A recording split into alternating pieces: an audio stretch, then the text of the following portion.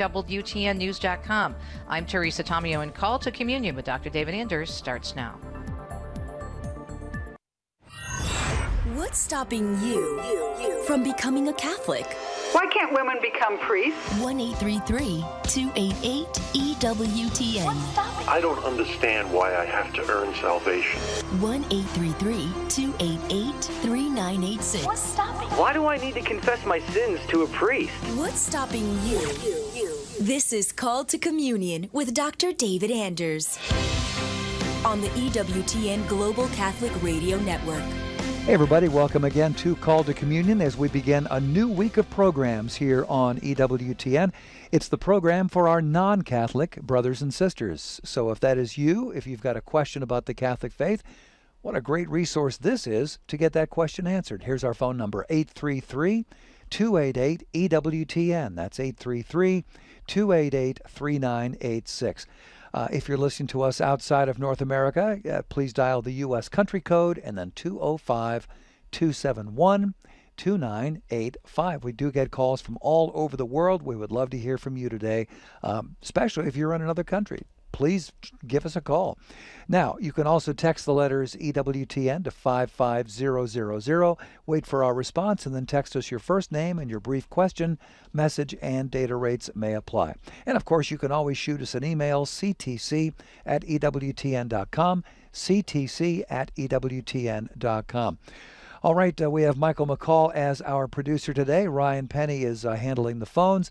Jeff Burson is on social media. So if you want to ask a question via YouTube or Facebook Live, just put that in the comments section. Jeff will shoot that to us here in the studio.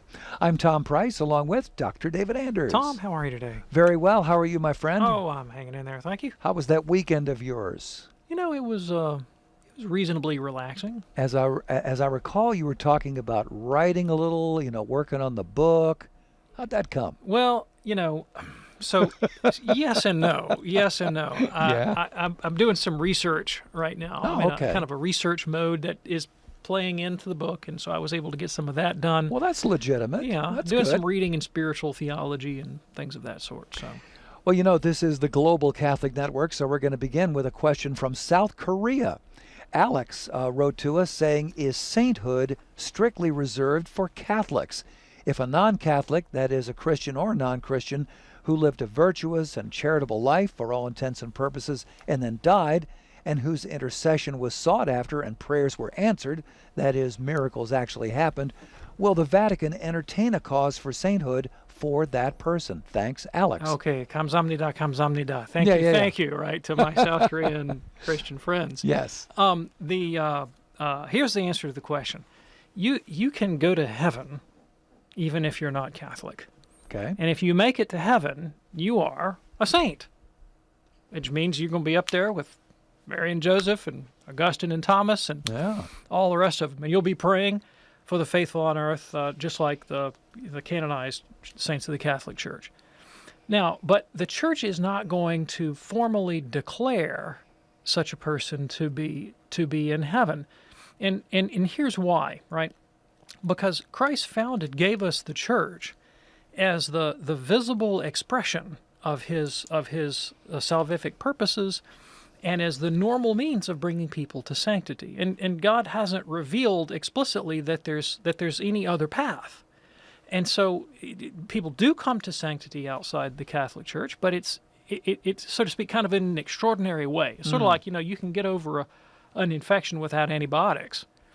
But don't place any bets. It's the hard way. It's the hard way, right? And the medical establishment said, you got an infection. This is the way to get over it. Well, we have an infection in our moral life. We have the problem of sin and the wounds of sin, and Christ has prescribed an antidote, and the antidote is the Church and the sacraments and the faith, and since that's the prescribed way, that's the easy way, that's the revealed way. The Church in her pedagogy, and of course the act of formally declaring someone to be a saint is a pedagogical act. It doesn't make the person to be in heaven. It's saying to the faithful, this is someone you should emulate, right? And the fact that somebody gets over their infection with antibiotics Well, that's a statistical anomaly. You don't want to hold them up as the example. Well, I'm glad it happened that way, but you need to follow the protocols. And so the church canonizes people whose lives are known to be exemplary in the most robust kind of sense. They had a sound Catholic faith. They were attached to the church and the sacraments. They lived a life of heroic charity, and they show that sanctity is possible, in fact, eminently possible, by following the path of the Catholic Church, by following the Catholic life. That's the purpose of declaring somebody to be a saint. That also, and so that we can seek their intercession. Alex, thanks for listening to us in South Korea. Very cool. Received an email from Larry, and this is actually I was thinking about yesterday because it's a question about the second reading from Mass yesterday. That was from 1 Corinthians 7, verses 29 through 31. The quote says, "Those having wives as not having them." What does this mean? Yeah, so obviously St. Paul has a lot to say about how we should live our marital lives, and he tells us, husbands are to love their wives as Christ loved the church, and the purpose of Christian marriage is to bring us to sanctity, and also it's a protection against concupiscence, and it's a legitimate outlet for human sexuality, and we have the procreation of children, and we can raise families, and all kinds of wonderful things that come about in marriage. And Paul talks about them, and he says, you shouldn't leave your wife. If you're married, you should stay married, and you should be faithful. And if you depart, you ought to come back and reconcile. So all that's in St. Paul. But at the same time, like, this world is not the end. This is not our home. This is not, the story doesn't stop here. And the ultimate end of Christian marriage is the life of heaven.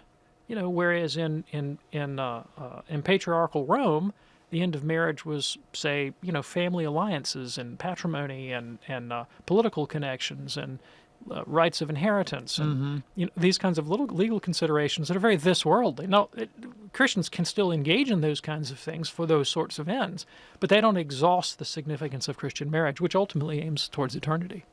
And as the gospel yesterday was saying, the world is passing away. It's passing. It is. It is passing faster than we realize. If you go through those high school yearbooks, you'll see exactly what they're talking about. Well, Larry, thank you so much. We hope that's helpful for you. In a moment, we're going to get to the phones. We're going to talk with Rich. Rich is in Keller, Texas, listening on Sirius XM channel 130. Looking forward to talking with Rich. We're also looking forward to talking with you.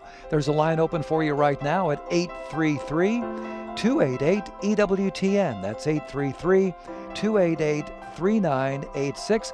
Or you can shoot us an email the way that Alex in South Korea did, and that email address ctc@ewtn.com. Lots more in a flash here on EWTN's Call to Communion. Stay with us.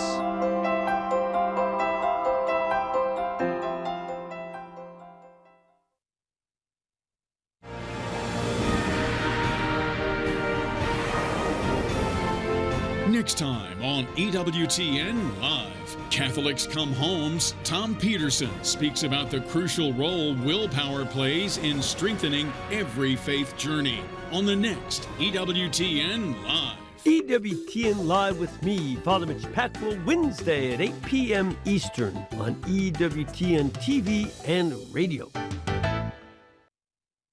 This is a Messy Family Minute from Mike and Alicia Hernan.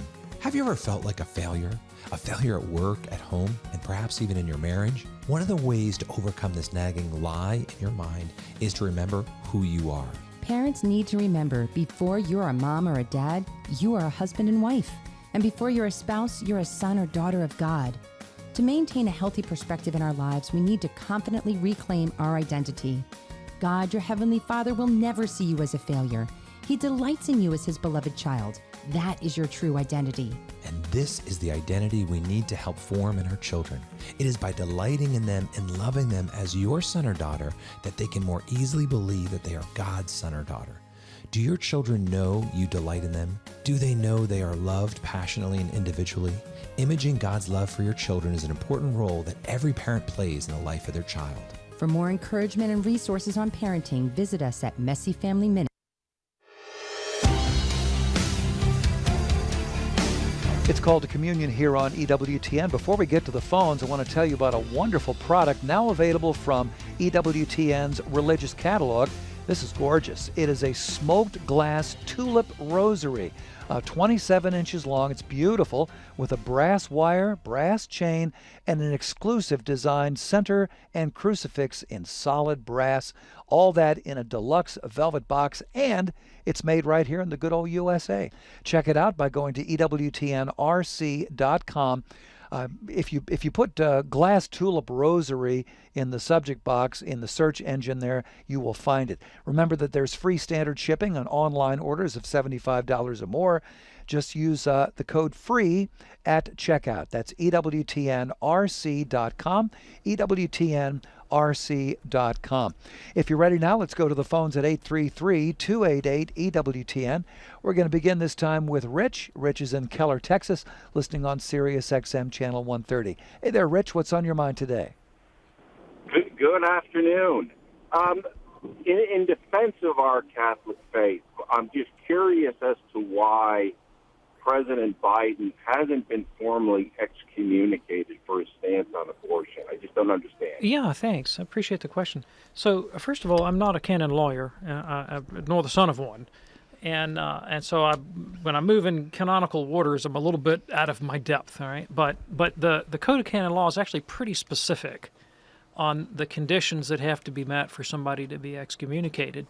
And I think it's evident that there would be some debate over whether or not a prominent politician who did not support the church's teaching on abortion would actually fall into those categories. Right? That's a disputed question, but it's a canonical one and it's technical. More to the point, I think what's the church's prudent response to obviously we believe that abortion is gravely wrong, and that if we formally cooperate in it, if we intentionally will the end of abortion and try to promote it, that we're engaged in something that's really bad. So what's the prudent response on the part of the church to a prominent politician who takes that stance? Again, I'd say that is, to say the least, a contentious issue.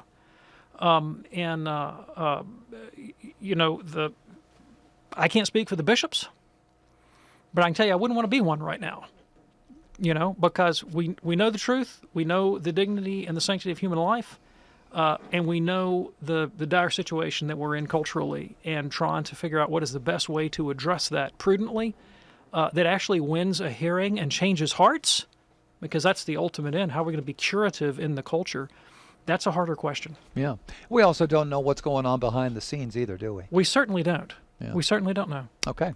And we appreciate your call, Rich. Thank you so much for it. That opens up a line for you right now at 833-288-EWTN. That's 833-288-3986. Let's go to Louis now in Plainview, Texas, listening online, EWTN.com. Hey there, Louis. What's on your mind today? Hello, gentlemen. I have a question. I've got friends and family members who are leaving the Catholic Church, and they're going to the Latin Mass, the traditional Mass, and I just don't know of any good materials maybe you could put me in so that I could, refute what they're saying about how the Novus Ordo is invalid and such. Yeah, thanks. I really appreciate the question. So first of all, one does not have to leave the Catholic Church to celebrate the Catholic Mass. One does not have to leave the Catholic Church to celebrate the Catholic Mass, whether in the ordinary form or the extraordinary form. And of course, in communion with the bishops and the Pope, there are many parishes and priests and even religious orders around the world that are dedicated, sometimes exclusively, to the celebration of the extraordinary form of the Mass, the Latin Mass. We have it in our own diocese here in Birmingham, Alabama, right? And I know families who are in communion with our local bishop and fully Catholic that have grown up with no other celebration of the Mass other than the extraordinary form. And I know one young man from my diocese, in fact, who has graduated from school and has gone on to join a religious order, whose the whole charism of which is the unique and exclusive celebration of the extraordinary form of the Mass. So this young man will have grown up his entire life and will live his entire priestly life knowing no other form of the Mass than the extraordinary. And of course, he has the complete approbation of his bishop and his obedience to the Pope, and it's all good. So the idea that you should leave the Catholic Church because you have an attachment to the extraordinary form of the Mass is just erroneous and fallacious through and through. Yeah. But more to the point, the argument that the ordinary form of the Mass is somehow invalid. Well, who has the authority to make that call? Who has the authority to make that judgment? Right? I mean, to be Catholic means that we believe that the Church was founded by Christ and that he established the magisterium as a sacred office and has a divine authority. Whatever you bind on earth is bound in heaven.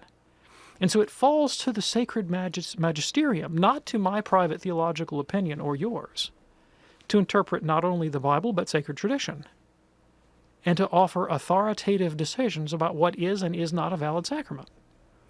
So to say, the Holy See and the magisterium for the last 50 years has consistently taught, and all the bishops of the world have concurred. I mean, this is what we call the infallibility of the ordinary magisterium of the Church. When you have universal agreement, all right, all the bishops in the world and all the popes for the last 50 years and the council, that this is a valid Mass, and you say otherwise, that's a very un-Catholic position to take. When you say, I alone am right, and the council, the bishops, and the pope are wrong and have been wrong for 50 years? I know a guy one time in history that said, I alone am right. And he started the Protestant Reformation. Yeah. That sounds like a very Protestant thing to say to me, not a very Catholic thing to say. Is that helpful for you, Louis? Very much so. I appreciate it, guys. Thank you. We appreciate you. Thanks so much for your call. It's Call to Communion here on EWTN. Our phone number 833-288-EWTN. That's 833-288-3986. We have two lines open right now. Bradley's watching us on Facebook right now. Bradley says, how should I react to Jehovah's Witnesses or Mormons coming to my doorstep? What are the best methods of apologetics when conversing with them? They show up often at my house because of their places of meeting being very close by. Yeah, so I would start with tea and cookies. Nice. I think that's the best apologetic method. And there's a fair amount of sociological and social psychology research into what motivates people to do this kind of proselytism. Mm-hmm. And I think one thing I could probably say with certainty is these fellows, they don't know you from Adam's house cat, right? So they're not motivated by a interpersonal connection or love for you as an individual. They don't know you as an individual, all right? They're following a program, right, that's been given to them by a group that exercises a lot of psychological control and imposes this as a kind of religious duty. And many of them are very young, especially in Mormonism. And these kids are, early 20s. Mm-hmm. And they're riding around their bicycles with their black ties. They look like the Geek Squad from Best Buy, and they have a little name tag that says, Elder John and Elder Sam, and which is a bit strange to those of us who typically think of elders as being people that are, elder. Well, like Tom's age, Hey. Wow. And shot across the bow. Right. Yeah, exactly. And of course, they're put under a lot of pressure to do this, right? And a lot of their identity in their community is tied up to their pulling off this performance, and they're probably insecure about their own situation. They don't have good answers. They certainly don't know your tradition very well. Yeah. They're just interested in giving you theirs, and so I can give you some really good arguments against their positions, but they're inoculated against hearing them. They're not interested in genuine religious dialogue. They're interested in checking a box, engaging in proselytism because of these reasons, sociological. So I would start by befriending them and being human to them, and maybe that might begin to seep into their consciousness. I read an interesting article recently about a Muslim who had become a Christian, Catholic, and he used to argue with Catholics about the doctrine of the Trinity, which of course Muslims are not real fond of. Nope. But he said that's not really what made him Catholic. What made him Catholic was he would go out to lunch with his Catholic and Protestant friends, and they were really nice people, and yet they ate bacon. And in his tradition, you don't eat pork. And it wasn't the Trinity. He scratched his head and went, why no bacon? They're nice people. So I'd start there. Now, when it comes to the apologetical stuff, with the Jehovah's Witnesses, like with many sects, I mean, the premise, the basis of their whole tradition is the idea that the Bible is the sole authority and they have the only right interpretation. I would just call that into question. Call that premise into question. Well, who told you the Bible's the only authority? And why should I believe that your tradition has the only correct interpretation? I mean, who made Charles Russell an authority? Did Christ say to him, on this rock I'll build my church, and the gates of hell won't prevail against it? What if you bind on earth is bound in heaven? I mean, Russ Russell, 19th century American who was just knew enough Greek to be dangerous, you know? And then what's their record, actually? And they made a lot of prophecies about the end of the world.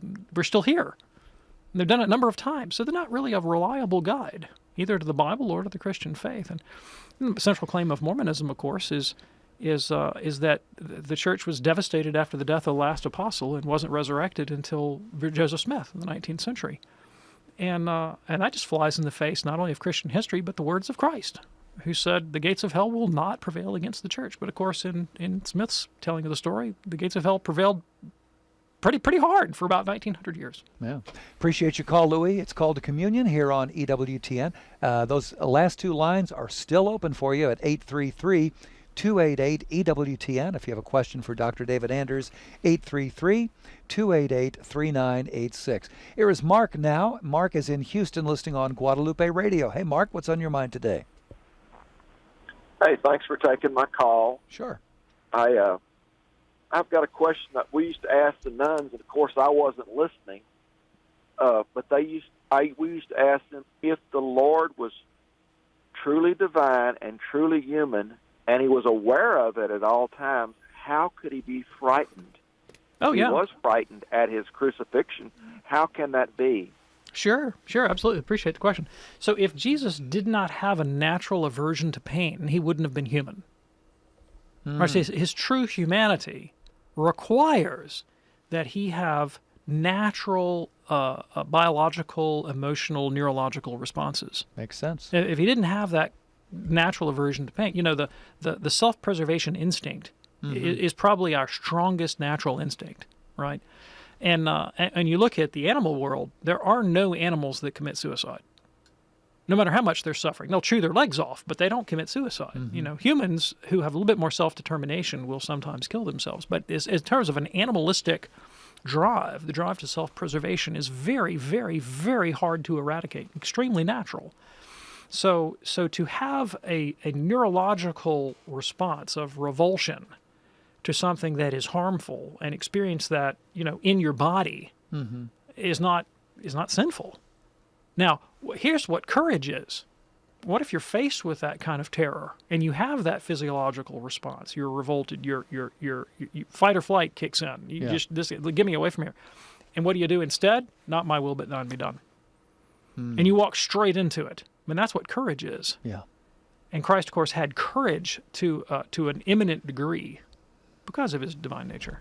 Mark, we appreciate your call. It's Called to Communion here on EWTN. Our phone number 833-288-EWTN. There we go. 833-288-3986. Here is Sarah now in Charleston, West Virginia.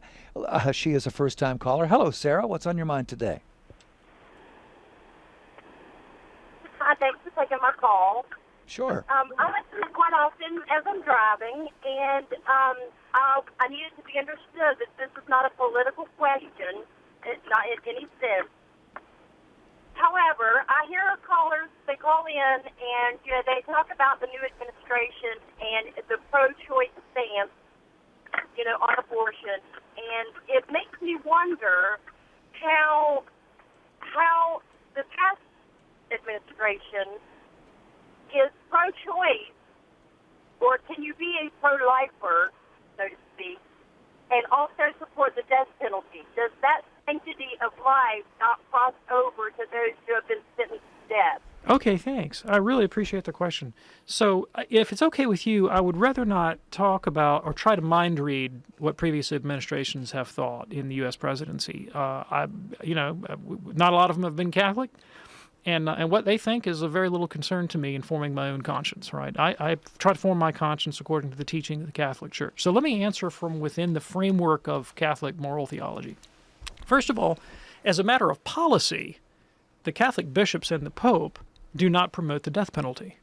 I mean, that's pretty obvious. They're running around all over the place opposing the death penalty, precisely on the grounds that you articulate, which is the doctrine of the dignity of the human person. Now, I would like to add a caveat to that, and that is that while as a matter of policy, the Pope and the bishops think we ought to oppose the death penalty, they don't think it's a good idea. They don't think it's prudent policy in our society. Historically, the Catholic Church has recognized that the death penalty is not per se immoral. And just because something is not immoral intrinsically doesn't mean you should promote it, all right? And so why might someone think that life is sacred and has an inherent dignity, and yet still think that it might be okay under some circumstances to have recourse to the death penalty? And there are a couple reasons for that. And again, this is not the Church's public policy position. This is an academic question about intrinsic morality that I'll have to come back to after this music has played and we go to a break. It's kind of the way it works, isn't it? You know, it's sometimes a little bit on the frustrating side. You want to get that point in, and here comes the music. What are you going to do?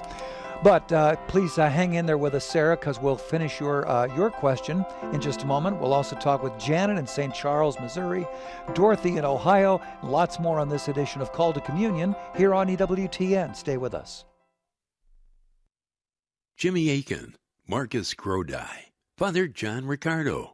The leading Catholic voices are on the largest Catholic media network in the world. You're listening to the EWTN Global Catholic Radio Network. It's time for Family Man with Dr. Gregory Popchak. We all know that consistency is important for our children's well-being, but a recent study in the Journal of Child and Adolescent Psychiatry shows just how true that is. Researchers found that young children who experienced multiple moves and school changes had up to a 60% greater risk for exhibiting serious mental health problems in adolescence, including psychosis. Consistency in a child's life isn't just key, it's critical. Our church teaches us that human beings need ritual to be healthy and happy. Rather than being boring, repetitious actions, rituals bring order, meaning, and peace to our daily lives. Multiple moves and school changes disrupt the rituals that allow children to develop the ability to regulate their emotional, psychological, and relational lives. To give your kids an advantage, work hard to keep up rituals like family meals, game nights, family prayer, family days, and of course Sunday Mass as a family. I'm Dr. Greg Popchak, but you can call me Family Man. To discover more ways faith can enrich your life, visit CatholicCounselors.com. The World Over with Raymond Arroyo. Coverage as seen through a Catholic lens. All people of faith and sincerity need to awaken to this and protect this fundamental right of religious liberty. Expert analysis. Does revelation judge history, or does history judge revelation? Stories vital to people of faith. It's part of our faith that comedy and tragedy naturally go hand in hand. Delivered to your inbox every week. Sign up today. Go to EWTN.com/worldover. We all have areas of our lives we would change if we could. Join in the conversation tomorrow on Take Two with Jerry and Debbie on most of these EWTN stations. Now back to Call to Communion with Dr. David Anders.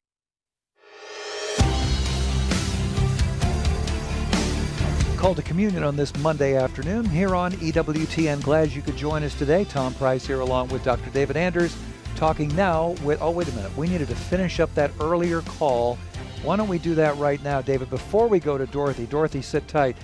You do remember the question was all about the death penalty. The question was, is it a kind of inherent contradiction to be pro-life and yet to approve the death penalty? Right. And I began by saying this is just an academic question because as a matter of policy, the Pope and the bishops do not promote the death penalty, but in fact oppose it pretty avidly. Right. But as an academic exercise, not a policy exercise, it is possible for a person to be pro-life and not be inconsistent in believing in the death penalty precisely because of their belief in the dignity of human life. Because, see, traditionally, punishment of any kind has three major functions. One of them, of course, we understand quite well from our own criminal justice system, is curative. Can we actually rehabilitate an offender? And, of course, death penalty is not going to count there, right? You're not really rehabilitating them. You're taking them out of the picture. Another one would be preventative or a deterrent, right? So, you know, if it's not possible to prevent somebody from offending again, and I actually know of a case, in a modern case, recent case, of a fellow who was not repentant for his crimes, and said he had every intention of committing murder and would do so in prison if given an opportunity. Wow. And so even confining him within prison, there was still a strong likelihood that he would offend again against his fellow prisoners, right? So and that's been another reason why people might have had recourse to the death penalty. This guy is just out for blood, and we can't stop him, and the only way is to take that power away from him. Similarly, if you exert the maximum penalty, you hold that out as a possibility, it can have a deterrent effect. And and if the penalty for mass murder and, say, drug dealing are the same, lengthy prison sentences, it doesn't seem proportionate. They're both bad, but one is just a lot worse. And it just, for reasons of proportionality, it seems like you might need to have recourse to a punishment that is proportionate to the nature of the crime. And even then, mass murderer or a serial killer who's gone after, hundreds of dozens of people only has one life to pay for it, right? Mm-hmm. It still doesn't seem proportionate. Yeah. But then the final reason, which is really more to the point, traditional justification for any kind of judicial punishment is retributive, right? That you have offended against your neighbor, against the civil order, against the common good, and you owe a kind of debt of reparation to make retribution for it. Now, this also proceeds from the concept of human dignity, both of the victims and the dignity of the offender. Because when you expose someone to responsibility for their actions, you afford them the opportunity to accept a responsibility, to accept a penalty that is proportionate to their crime.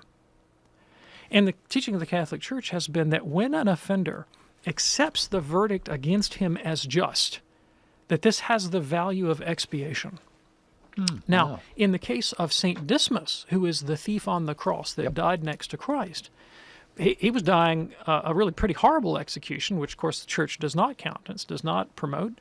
But he said of his own execution, "I am getting what my deeds deserve." And Christ's response to that was to say, "Today you're with me in paradise." That his judicial execution actually afforded him the opportunity to make expiation for his crimes by his willing acceptance of that verdict against him. So that's a kind of academic case of how you could believe in human dignity and still hold for the laicity of the death penalty. But as a matter of policy, the Church no longer promotes the death penalty in civil society. Thank you so much for your call. We appreciate hearing from you. It's Call to Communion here on EWTN. Now we're going to go to Dorothy in Ashland, Ohio, listening on EWTN television, a first-time caller. Hi, Dorothy. What's on your mind today?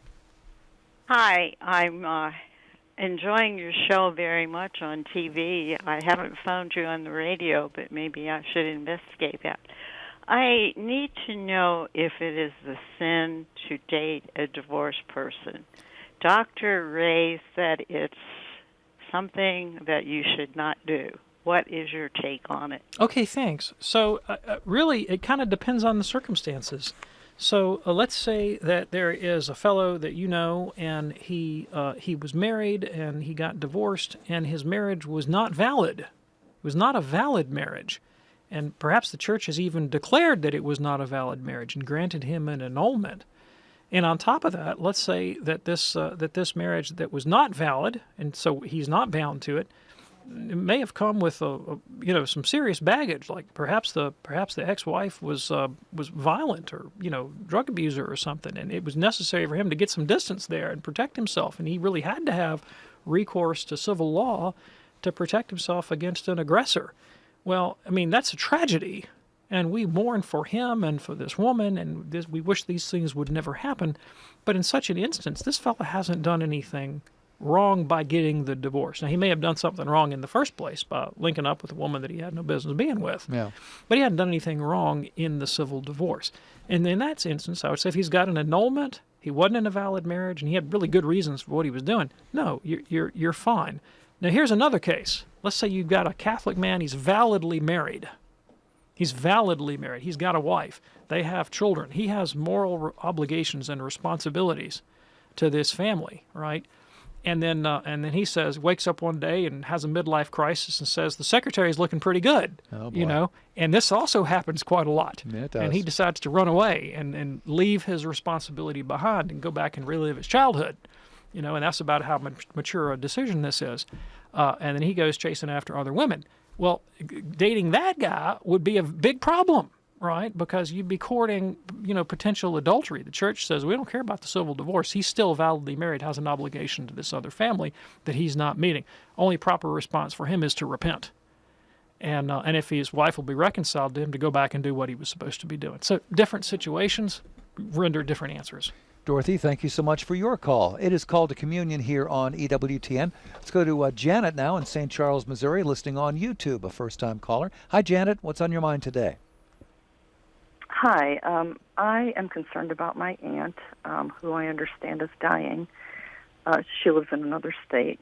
My aunt is Methodist. I'm concerned about her soul and about absolution of her sins. I believe she's not conscious. And I'm wondering, should I ask my cousins if they will consider asking a priest to give her absolution and the anointing of the sick? And is absolution a part of the anointing of the sick? Okay, so I thank you for the question. I'm so sorry for your family and for your aunt, and the distress that everybody's experiencing is horrible, and I appreciate it, and I'm very sorry. In this situation, it is possible for a Protestant to receive the sacraments of the Catholic Church, well, in particular, Holy Communion, Viaticum, absolution.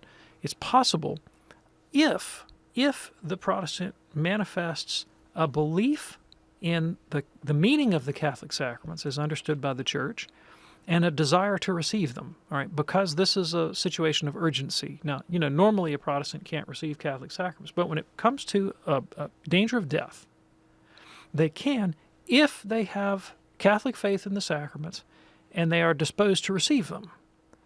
So the judgment call on the part of the priest would be, and that's really his judgment call, determining whether those conditions are met. And they might, look, when danger of death is on the table, the Church tends to be fairly latitudinarian in its application of these principles. Great word. Fairly, wide. Okay. Wide scope. A little bit liberal with a small L, not the capital L kind, but the small L kind of liberal. And says, look, danger of death kind of trumps everything else. So you would be within your rights to inquire, but I wouldn't start with the relatives who are not Catholic, because there's a pretty strong risk, I think, that these nuances are going to be lost on them, and they're probably going to end up getting a negative response if they contact the parish, and then they might just risk offense or scandal. So I would probably start by maybe finding the local parish, reaching out to the priest, ask him, this is the situation, and then y'all can discuss her spiritual state and whether or not there's maybe any evidence that she had Catholic faith in the sacraments, and we could presume her good intent, her willingness to receive them. And that's really going to be a pastoral decision on the pastor. But those are the parameters within which it has to be taken. We appreciate your call, Janet. Very sorry to hear about your aunt. Thank you for your call. Let's go to Jerry now in Norman, Oklahoma, listening on the great Oklahoma Catholic Radio, a first-time caller. Hi, Jerry. What's on your mind today? We once had a priest who didn't necessarily believe in all of the church teachings, particularly birth control. And we were just discussing the other day, does that mean that the sacraments that he was giving to us, particularly confession, are not valid? Thank you for the question. Fortunately, hallelujah, praise God, the sacraments of heretical and immoral priests are valid. And what a great mercy that they are. We would not want it any other way. Yeah. Because imagine if the validity of the sacraments depended on the morality of the priest. Boy. Well, we would never have any certainty. Yeah. You'd be like, I was baptized, or I wasn't. I was absolved, or maybe I wasn't. Oh. I received Christ in the Eucharist, or maybe I didn't. Drive you nuts. You wouldn't know. And so the Church has always taught that the sacraments are valid and they are efficacious in virtue of Christ's promise, not in virtue of the morality of the priest. Oh, we would never have any comfort. We would never have any assurance. We would never have any hope if it depended on men. But they don't depend on men. They depend on God for their efficacy and their validity. So you don't rejoice that your priest is a heretic. Right. But you can joyfully receive the sacraments of a heretical priest if he's not a schismatic priest. As long as he's in obedience to the bishop, he's operating with the legitimate jurisdiction given to him by his Catholic bishop, you can still validly receive, and fruitfully, I should say, Yeah. receive the sacraments from that priest. Now, does that give the heretical priest a pass? And he can just say, well, I'll just believe what I want to believe. No, because he gravely risks scandalizing the faithful, and he'll have a much greater effect in the lives of people if he's both charitable and faithful to the church's teaching. And so we should pray for all our priests and all our bishops that they're faithful and orthodox and holy, and they believe what the church teaches and do what the church teaches. But even if they don't, we the faithful do not lose the grace of God in consequence. Jerry, thank you so much for your call. We appreciate hearing from you on this Monday afternoon here on EWTN. You know, earlier in the program, we were talking about a beautiful smoked glass tulip rosary available from EWTN Religious Catalog. This is one of thousands of items that you can find right now at a unique selection of holy reminders at the catalog, from books and paintings to rosaries and statues and everything in between. And your purchase from the Religious Catalog directly supports the important work and the mission of all of us here at EWTN. Now, the next broadcast of the Religious Catalog show on EWTN television is going to be Wednesday at 5 p.m. Eastern. If you've never seen this program, it is fascinating. You can get to see what these things look like up close and personal. Check it out on EWTN television, 5 p.m. Eastern on Wednesday afternoon. Back to the phones now here on Call to Communion. Here is Marie in Seekonk, Massachusetts, listening on EWTN television, a first-time caller. Hey, Marie, what's on your mind today? We have to go to heaven. Marie? It's not natural to Marie in Massachusetts, are you there? But I won't tell you that it's fitting. Well, why don't we put Marie on hold, and Ryan, if you would please put her on hold, and we'll get to her in just a moment here. Let's go now to Julia in Texas, listening on her Alexa device. Hi, Julia, what's on your mind today? Hi, I am 80 years old. I'm a former Protestant who became a Catholic in 2016. And not having ever studied Latin, I bought a book, The Order of Mass in Latin and English, to assist me. But I found that not just one Latin word seems to be used for an English word. It's not, various Latin words seem to fit one English word, and also that's confusing. And the Latin parts are sung so quickly, like when the priest is singing, that I can't always understand or even hear sometimes what's being sung. And I wish that some pamphlets or DVDs could be published that would assist with this. Okay, thanks. So, off the top of my head, I can't think of a good handy-dandy reference that I could give you that does exactly what you're asking for, but I might be able to help you a little bit. There are parts of the Mass that are always the same, and there are parts that change from week to week. And the parts that are always the same is called the ordinary of the Mass. And in most of the churches you go to today, the only part of the Mass that you're going to hear in Latin is from the ordinary of the Mass, just these prayers that don't change. And there are not that many of them. And a lot of times the confession of sin, the Kyrie eleison, Christ, Lord have mercy, Christ have mercy, Lord have mercy, will actually be in Greek. The Gloria will sometimes be said in Latin. The Sanctus, Holy, Holy, Holy, will be said in Latin. The Agnus Dei, Lamb of God who takes away the sins of the world, will be said in Latin. Occasionally, you might hear the Lord's Prayer in Latin. And most of the rest of it's going to be in English. So if you just get your normal missalette that has the English parts, and you can identify the ordinary, you can identify the Kyrie eleison, the Gloria, the Sanctus, the Agnus Dei, and the Lord's Prayer, and you know where those are, then you should be able to take that and look over at your Latin-English, page-to-page comparison. Just pick out the elements of the ordinary, and if you get just those, my guess is that'll resolve most of your problem. There's another possibility, too. Not all parishes use Latin in the ordinary form of the Mass. Some of them just keep it all in English. Yeah. And so if it's a real stumbling block for you, you could look for a Mass where you just have the whole thing in English. I find a little bit of Latin kind of delightful, personally, because it connects me to the historicity of the church. Sure. Reminds me that, people can get kind of antagonistic sometimes, and they say, well, I don't think this music is inclusive or this language is inclusive. And I'm like, you can't get any more inclusive than Latin because it's the patrimony of the entire church. Mm-hmm.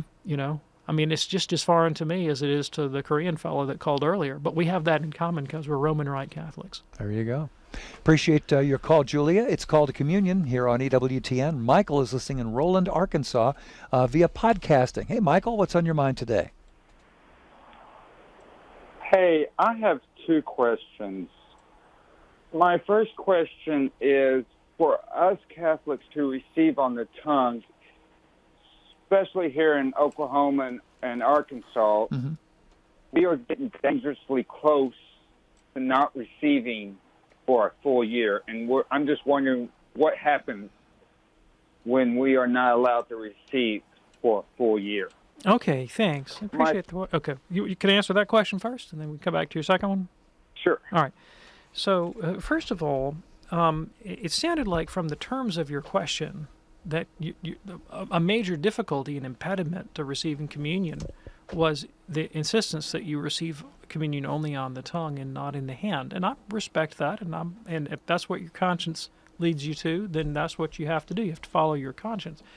At the same time, I would strongly encourage you to consider that the Holy See has said that's not necessary.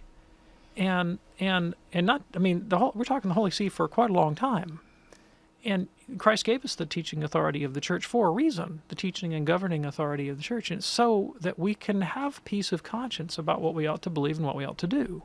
And so if the church authoritatively teaches that some practice is acceptable, then it is very curative. It's extremely beneficial for the faithful to actually believe what the church says. Seems rather freeing, doesn't it? Yeah, and then you get this burden off of you. It's not up to you to decide or me to decide.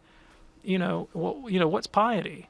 Well, that's an objective question, and the church can define it for us, and then we can just take comfort in obeying the church. And for those who, show me something in history, show me something in tradition. I really would encourage you to look at Cyril of Jerusalem, doctor of the church, 4th century. Catechetical lectures, the last chapter of his catechetical lectures, where he talks about the mode of receiving communion in the ancient church in Jerusalem, and he explicitly teaches that it was on the hand. And so, again, you follow your conscience, but I would, as you're making those determinations, I'd really urge you to inform your conscience of the teaching of the church and the witness of sacred tradition, beyond just the Latin church the last 500 years. Go all the way back to the patristic era. And you'll find, I think you can do this with you may find a way to do it with a good conscience. Now, but to the precise question of what happens if a person is prevented from receiving Holy Communion for more than a year, I would again remind you, here is a very, very ancient, very Latin, very Tridentine, very medieval, very scholastic understanding of the Mass. In fact, it's in the Catechism of the Council of Trent that the Eucharist is in fact two things. It is first a sacrifice and secondarily a sacrament. And it is efficacious as a sacrifice on our behalf whether we receive it as a sacrament or not. And in fact, it is its efficacy as a sacrifice in which its principal sanctifying effects lie. Pius XII wrote an encyclical on the Eucharist and on the liturgy called Mediator Dei, in which he said that the Mass as a sacrifice is the most efficacious means we have of obtaining sanctity, of coming to sanctity. Not the Mass as a sacrament, not the Eucharist as a sacrament, but the Mass as a sacrifice. And of course, the way we participate in that is by our intention, not by our communion. So we join ourselves to the offering of Christ in the Mass by bringing our own prayers, joys, works, sufferings, and sorrows, and joining them to those of Christ offered to God on the altar. And we can do that even at a distance. You can say the morning offering and join yourself to the sacrifice of the Mass even at a distance. And you can do that 20 times a day, all day long, all year long. Yeah. So whether or not we receive the sacrament of Holy Communion, we are not deprived of the efficacy, the power of the Mass in our lives. It's said all day, every day, all around the world, always, and we can always join ourselves to it by our intentions. Finally, while frequent communion is a great good, and we encourage it, it is not a necessity for a life of extraordinary holiness. And the Church, in fact, requires communion only annually, only one communion a year. That's the canonical requirement. And we can point to many, many historical examples of men and women of extraordinary sanctity who were very infrequent communers. And I think, in particular, the Desert Fathers of the 3rd and 4th century, some of them who lived life as hermits for a very long time, and certainly were not frequent communers because they lived, solitary and hermetical lives. So, dip into St. John Cashin's conferences, perhaps, and read some of this spirituality of those who really focused on the interior life. And, of course, they believed in the Mass and the sacraments, but they didn't celebrate them in quite the way we do today. Michael, great question. Thanks so much for your call. Let's go to Ann now in Las Vegas, listening on Facebook, a first-time caller. Ann, what's on your mind today? Well, this is a question that's complicated for me to ask. I have a severely disabled son, and he was baptized a Methodist as a baby. I converted to Catholicism almost 40 years ago.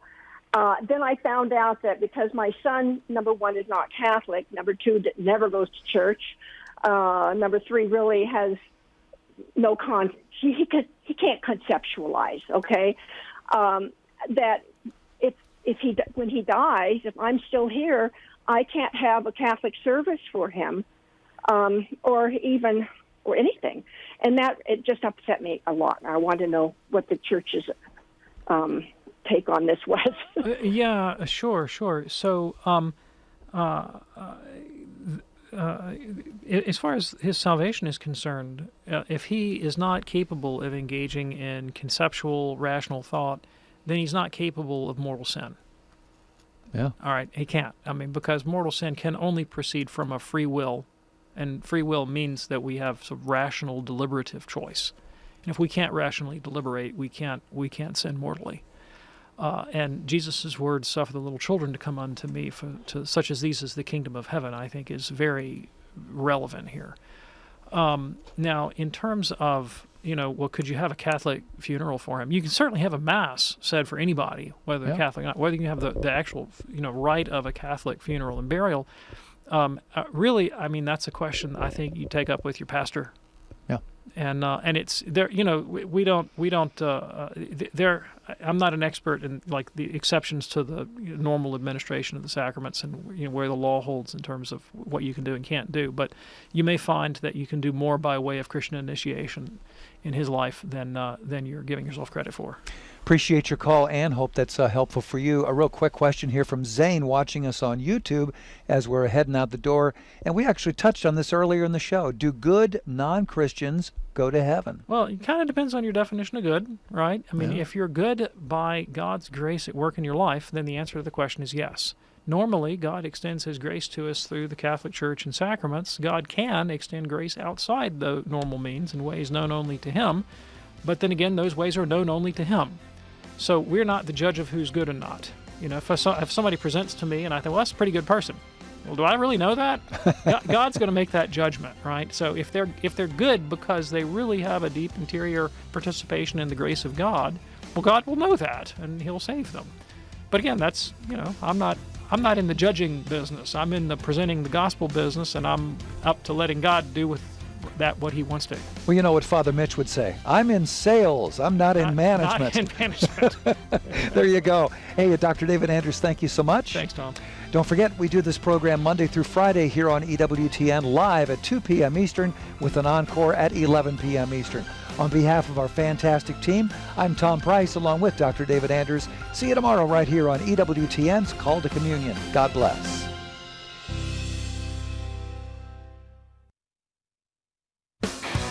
Hello, this is Father John Trujillo. Find out how you can better defend your faith. Open Line Monday is